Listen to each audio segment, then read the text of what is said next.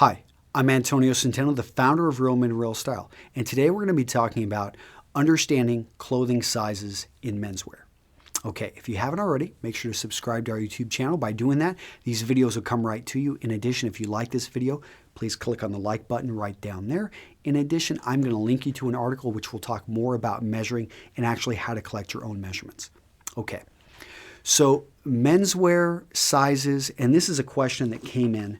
Basically, it's, Dear Antonio, what is the exact difference between a casual button-down Oxford, sized small, medium, large, and extra large, and a dress button-down Oxford, sized by neck and sleeve measurements?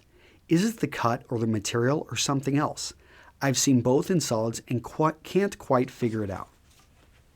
Really, the question the gentleman's asking is, why are some shirts sized small, medium, large, extra large, and other times we get the neck size and the sleeve length?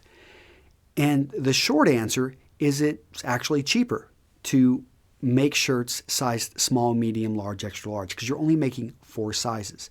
Whenever you go the other route, you're actually having to make more sizes because as you can imagine, you've got 2 variables and you're immediately, with those 2 variables, you're going to have a lot more than 4 sizes of shirts. So if you're choosing between the 2, usually a higher quality brand is going to go with the neck size and the sleeve length.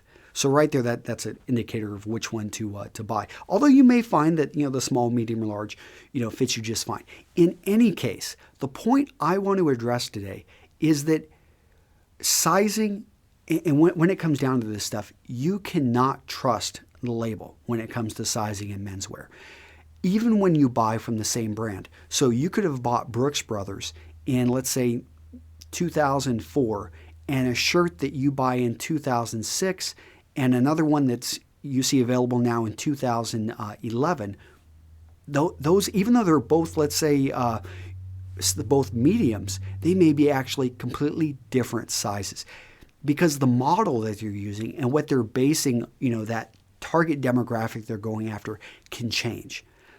Now, so, okay, thanks, Antonio, that's all bad news. So are you telling me there's no set system? Yes, I'm telling you there is no set system.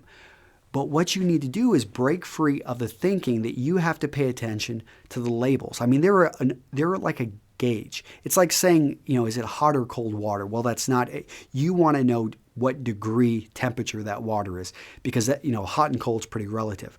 So in the same way, you need to know what your measurements are. So go get a tape measure and measure yourself. And when you know that, and when you're on top of your measurements, then you can go in with a tape measure and look at a piece of clothing and lay it out and immediately be able to judge, is this going to fit me the way I want it to? And that way, when you go into the fitting room and you try it on, it's much closer. Or if you're buying on the web, that you're able to go to a company's website and look at the measurements of the clothing and make a quick decision as to whether or not this is going to fit you. So you want to ignore the tags and know your measurements. In addition, you want to understand fabrics.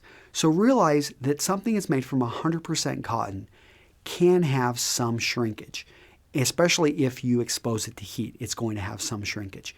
In addition, if something's made from wool, it will shrink if you expose it to heat. But another great thing about that is that it also is going to conform to your body over time. So understanding that, you're going to have a little bit of play and you're going to have a lot more success buying clothing. Again, you need to know what your measurements are. And you can, because some companies, I know it sounds like, okay, if they tell me that their necks are 16 and that their, the sleeve length is 33, I should be able to match that up. And that should be consistent, right? Well, not always, because if a shirt, if it's made from a lower quality cotton that's not woven together super tight, then you could see a bit more shrinkage.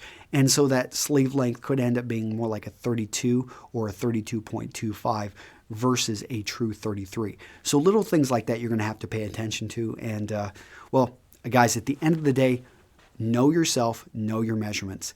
And when you use that as the gauge, you're going to find that you're going to get a much closer fit when you're out there looking for clothing.